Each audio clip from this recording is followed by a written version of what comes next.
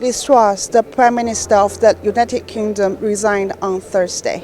With only a little over 6 weeks in office, she became the shortest-serving Prime Minister in UK history. I cannot deliver the mandate on which I was elected by the Conservative Party. I have therefore spoken to His Majesty the King to notify him that I am resigning as leader of the Conservative Party.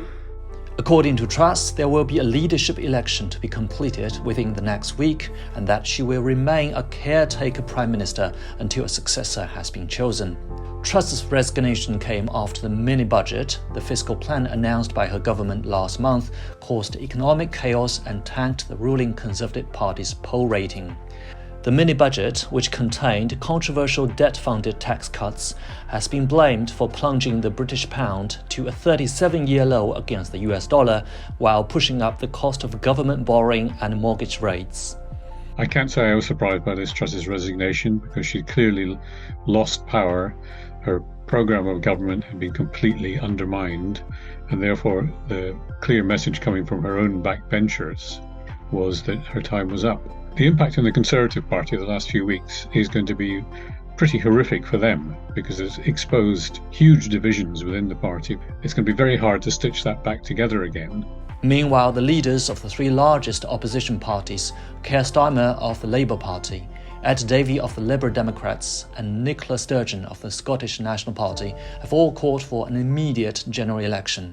Whether the Conservative Party would consider bringing forward a general election is, I think, unlikely. The mere fact that they made things worse during this very short period of Liz Truss in number 10 diminishes their chances of securing a victory at the next general election.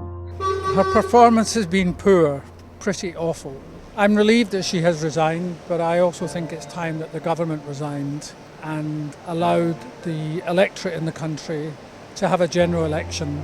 We need a new government, not just a new Prime Minister. I don't think this current government is capable of making the change that the country needs. Well, it's obviously been a very difficult time for Prime Minister Liz Truss.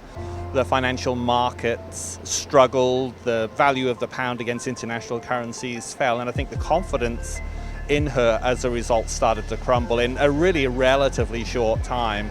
So I have never seen Parliament in such disarray as we have at the moment, and we certainly hope whoever takes over will be able to steady the ship and help the United Kingdom develop sound policies.